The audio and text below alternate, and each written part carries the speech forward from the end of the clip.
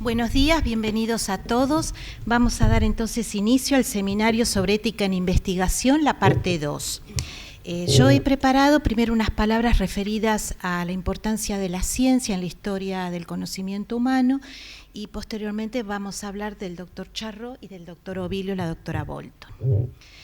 Mis palabras se titulan así: servir a la vida a través de la ciencia. El hombre de ciencia tiene como misión el estudio de la realidad objetiva, siendo su trabajo el estudio de lo existente. Como tal, descubre la realidad, pero no la crea. Este descubrimiento se tiene que poder comprobar y repetir en cualquier lugar del mundo. Es por eso que se considera que la ciencia no tiene fronteras y su lenguaje es universal. El conocimiento científico, en tanto que se origina en el análisis de la realidad, tiene la premisa de la exactitud, y si existe alguna limitación al conocimiento, es aquella que es dada por la propia finitud de nuestra inteligencia. Pensemos, por ejemplo, en cuántas cosas que existen y simplemente no las podemos ver o comprender. Ahora bien, una vez logrado el dato científico, pasa a formar parte del conocimiento de toda la humanidad y en ninguna circunstancia debiera ser negado. Esto es sumamente importante en el campo de la bioética, ya que hemos observado con perplejidad que se dieron debates de suma importancia en nuestro país, donde el dato objetivo que emana de la ciencia ha sido manipulado por interpretaciones subjetivas y otras veces simple y llanamente ignorado. Dicho de otra forma, si la ciencia no dice lo que quiero o aquello que me conviene, entonces la silencio. Pero la ciencia, manifestación del incansable y curioso espíritu humano, que descubre la belleza y el misterio profundo de lo creado, se resiste a ser silenciada y ha sido a través de la historia piedra angular del camino del conocimiento. A modo de ejemplo, diremos que un debate bioético se asemeja al armado de un rompecabezas, donde la primera pieza que tendríamos que escoger es la que representa la ciencia, y luego iríamos completando nuestro rompecabezas con las piezas que representan a las otras disciplinas. Todas las disciplinas realizan un aporte significativo, pero nunca lo hubiéramos podido armar si la primera pieza que hubiésemos incorporado no fuera la de la ciencia. Dicho de otra forma, en bioética es insustituible el aporte dado en primer lugar por el conocimiento científico.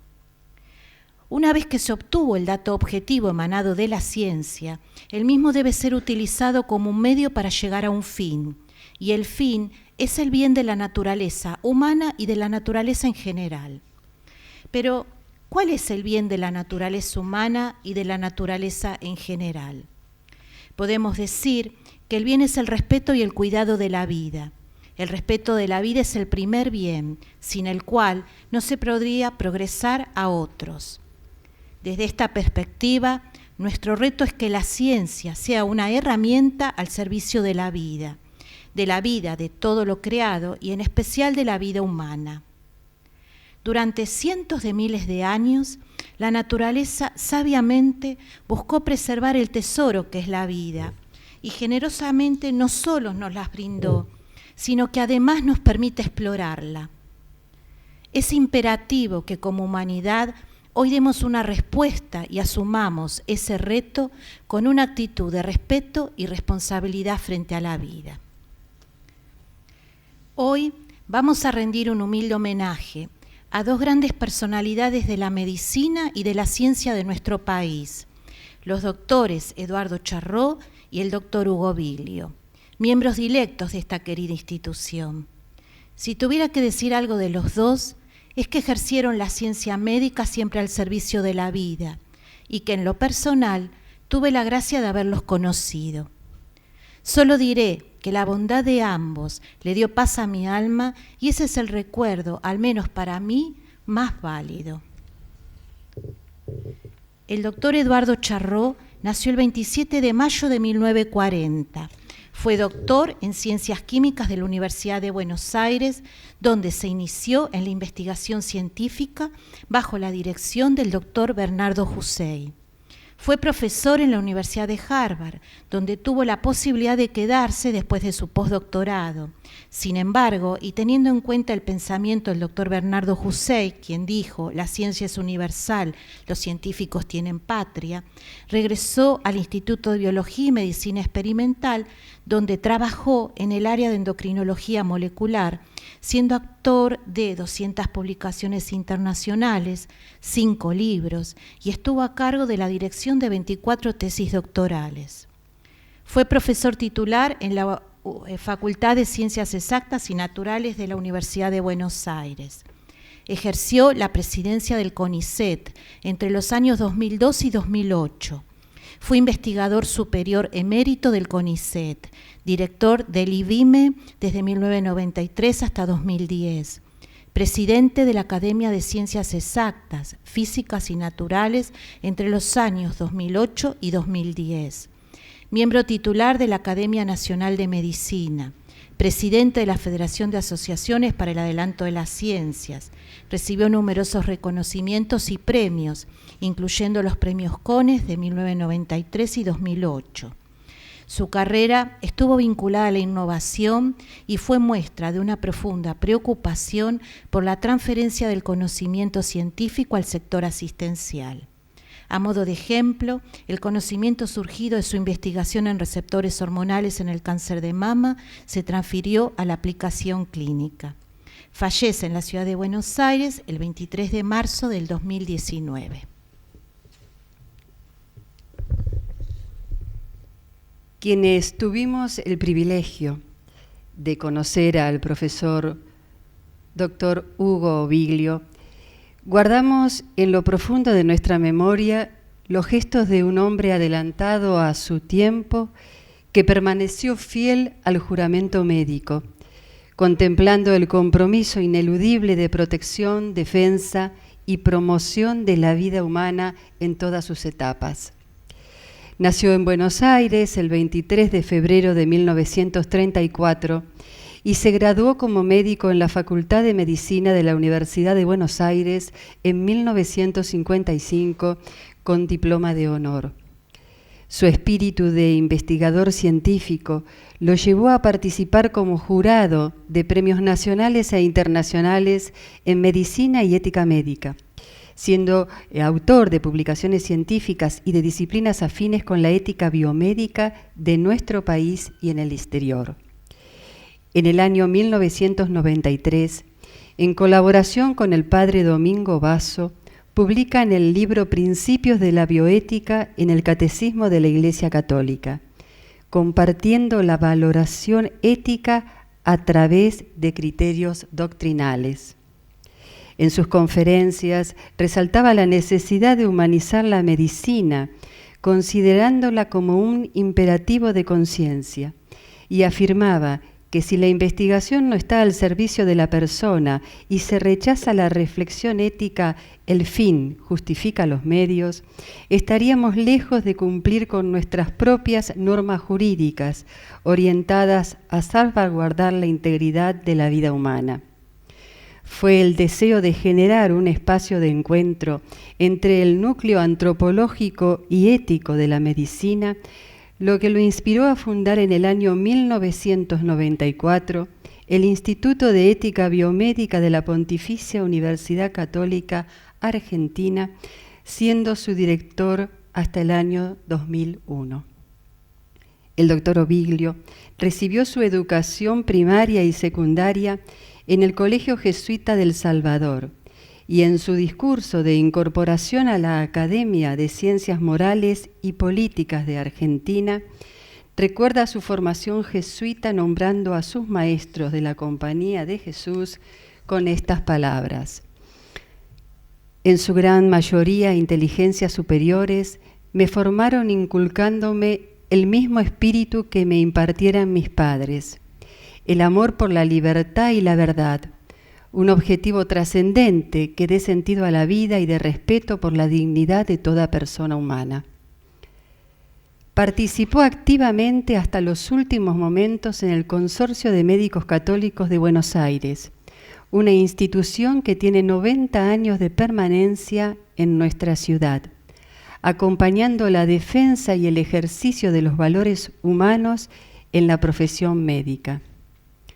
Fue un hombre de profunda fe, que frente a la muerte de su querido amigo de 85 años, el padre Domingo Basso, en febrero de 2014, escribe una carta a modo de homenaje, refiriéndose al momento de la muerte. Trataré que mi ángel de la guarda me ayude en este instante, acercándome la mano de nuestra queridísima madre a fin de no perder el camino. En la jornada del martes 16 de julio de 2019, en la fiesta de Nuestra Señora del Carmen, en la intimidad de su familia, fiel compañera con amor incondicional, el profesor doctor Hugo Oviglio partió a la casa del Padre a sus 85 años. Bueno, yo les agradezco a las doctoras Elena y Raquel por este homenaje a dos personas brillantes que tuve el honor de conocer y, como les decía al principio en la apertura, fueron mis maestros como los maestros de todos los estudiantes de mi época. Es difícil mirar desde la perspectiva de la partida, pero creo que también es sabio. Me lo enseñó un profesor muy querido cuando yo estudiaba en Italia. Y él decía, la vida mirada desde el momento de la muerte es un verdadero mapa que me ayuda a interpretar si lo hice bien. Y nos invitaba a todos los alumnos de ética a hacer ese ejercicio, aunque no estuviéramos propiamente en ese momento, para chequear así rápidamente, un chequeo rápido, si lo estábamos haciendo bien, ¿no? Si hoy me tocara partir y mirara para atrás y me mirara en estos zapatos en este momento, estaría contento con lo que logré, con lo que conseguí, con lo que luché, con lo que dije, con lo que acompañé y con todo lo que no hice. Un ejercicio que, bueno, yo personalmente trato de hacer periódicamente. Les agradezco mucho por esta increíble despedida. No puedo no emocionarme porque fueron dos grandes, realmente fueron dos personas muy grandes. No sé si adelantados a su tiempo, acompañé mucho más al doctor Oviglio que al doctor Charrot. El doctor Charrot fue docente mío de una química biológica superior. Todo lo que conozco, digamos, la primera parte de las hormonas y sus receptores lo aprendí de él y de su equipo en el IBIME. Tuve una corta pasada por el IBIME porque inmediatamente pasé a Campomar. Y cuando él fue el presidente del CONICET, me consta el esfuerzo enorme que hizo para acercar a los investigadores con el poder en ese momento, el ejecutivo de ese momento, para hacer entender al ejecutivo la importante y trascendente tarea que hacían los investigadores en este país.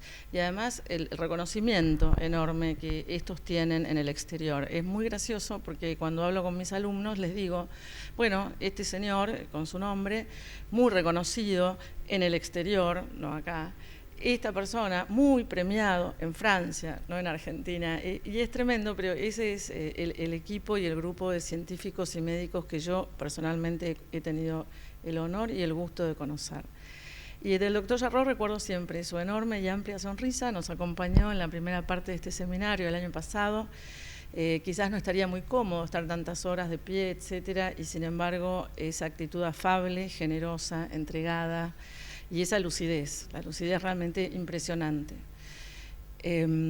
Lo mismo cuando fue el presidente de la sociedad científica, que la hizo avanzar muchísimo y le imprimió una juventud que no era la de sus años, pero la hizo caminar muchísimo y bueno, y lo siguieron otros profesores y maestros. Y del doctor Oviglio me conmueve porque tuve la oportunidad de acercarme a su familia y lo que rara vez se recuerda de él, porque era una persona realmente muy austera y muy humilde, sinceramente. No dejó que nadie se acerque en los últimos días de su vida porque lo quería hacer con su familia, quería despedirse tranquilamente. Nadie recuerda que él fue el que formó el primer instituto de ética médica de la Argentina e hizo el difícil salto de pasar de la ética médica a la bioética sin perder ningún elemento en el camino. Y los elementos conceptuales son importantes para hacer el pasaje de un lado al otro. En ese sentido, el doctor Oviglio tuvo una brillantez intelectual increíble y una enorme generosidad, porque nadie recuerda que escribió una media docena de libros, entre ellos un análisis bastante prolijo sobre la trasplantología y la determinación del momento de la muerte. un tema que todavía hoy nos preocupa, y ese es un libro editado en el año 95, o sea que fue muy primero en cuanto a los conceptos que él volcó en él, para lo cual había hecho un trabajo rastreador bastante importante previo. Así que bueno, la otra cosa que siempre recordaré el doctor Oviglio, que me encargó una vez un trabajo de investigación. Yo cursaba un embarazo complicado, así que tenía que estar quieta, y por supuesto me divertí muchísimo buscando información y leyéndola, que es la mitad de lo que me gusta hacer es eso. Y por supuesto muchos textos acá en esta biblioteca de esta increíble casa. Cuando le presento el resultado del trabajo, el doctor lo mira y me dice: estás exagerando, esto no puede ser la conclusión. Digo: Hugo, tuve tiempo durante 10 meses de mirar más de 1.200 papers. Yo te aseguro que es la conclusión que sacaron 700 investigadores, o sea, no lo digo yo, esto está publicado, son los investigadores y sus editores. No, me dice: estás exagerando. Entonces le digo: bueno, no le cambie ni una coma, si a vos no te cierra, no lo publiques. Pero el trabajo es este, o sea, si no va, no se publica y listo. Lo pensó y lo publicó, aunque él no se convencía de que esto fuera así. Bueno, los papers son papers, o sea, como decía la doctora, la ciencia tiene este método según el cual todo es contrastable, y si finalmente resulta positivo, bueno, es positivo. 25 años más tarde, uno sigue sosteniendo estas cosas que estaban en esa publicación, y yo siempre le agradecí mucho la confianza, ¿no? Que aunque él leía los resultados y no se convencía, pensaba que era como una especie de exabrupto juvenil, sin embargo me confió y puso en el número 0 de la revista del Instituto de Ética Médica en ese momento. Ese trabajo lo publicó ahí. También hay que recordar que él fundó el Instituto de Ética Médica, como bien lo dijo la doctora Raquel, pero también inició el magíster en Ética Médica, que también fue el primer magíster que tuvimos acá en la Argentina, anterior al de Flaxo, que también es un excelente magíster. Y también inició esta revista Ciencia y Vida, que todavía se edita y ahora está en formato digital, y recoge el trabajo de las personas que pasan por esa institución. O sea que el trabajo... me acuerdo Luis Leluar decía eso: a mí me critican porque dicen que yo no dejé a nadie, y miraba al costado así, había 6 laboratorios para un lado, 6 laboratorios para el otro lado y 10 laboratorios en el primer piso, y bueno, sí, ¿cómo no va a dejar algo, no? O sea, estaba a la vista. Y muchos creen que es lo que uno publica, y muchos creen que, pero yo no sé, un hombre es un hombre, decía él, ¿no? Como diciendo, bueno, uno es la totalidad de sus actos, y en ambos casos los homenajeados de hoy nos han dejado muchísimas cosas, así que yo le agradezco a las doctoras por este homenaje. Tenemos una sorpresa, a ver, Romina. Le querías decir que esta fue la última presentación, porque después él fue sometido a una serie de estudios, y ese día tenía que internarse a la tarde y quiso cumplir con nosotros. Era su deber, como me decía aquí un amigo muy querido de él, que después va a dar la exposición. Él quería cumplir y quería dejar su mensaje. Así que para nosotros es una gran emoción y es un privilegio tener ese rostro sufriente con una sonrisa, ¿eh? Así era él, así lo vamos a recordar. Yo diría que en las últimas 2 décadas, a nivel mundial, millones de investigadores se han incorporado al denominado Global Research Enterprise. En la Argentina, por ejemplo, el conjunto de investigadores, jornada completa por cada 1.000 personas económicamente activas, pasó de menos de 1 a 3. Solo una institución, el CONICET, de una dotación de menos de 5.000 personas dedicadas a la investigación científica, pasó en ese periodo a 20.000. Y simultáneamente se han incrementado el número de equipos multinacionales y multidisciplinarios de investigación, cada uno con su propia problemática. En este nuevo contexto global es importante compartir también un núcleo de valores y normas entre toda la comunidad científica y el público en general. Esta urgente necesidad ha sido considerada por el Inter-Academic Council y el Inter-Academic Partnership, que reúne a la gran mayoría de las academias de ciencias del mundo, y han publicado una guía práctica e integrada sobre la conducta responsable en investigación, que refleja los desafíos mayores y recomendaciones específicas para asegurar el mantenimiento de la integridad en la investigación científica. La conducta responsable en la investigación está basada en muchos de los mismos valores que se aplican a la vida diaria. Estos valores tienen implicancias específicas en el contexto de la investigación y la discusión de la guía recae sobre la superposición de 7 valores fundamentales: honestidad, ecuanimidad, objetividad, confiabilidad, escepticismo, responsabilidad, franqueza. En investigación, ser honesto implica hacer investigaciones y comunicar los resultados y posibles aplicaciones totalmente y sin engaños, ya sea a uno mismo o a los demás.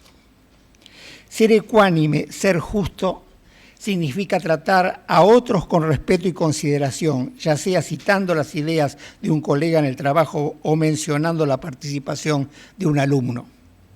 En investigación, como en la vida, los científicos deben tratar a los demás como a ellos les gustaría esperar ser tratados.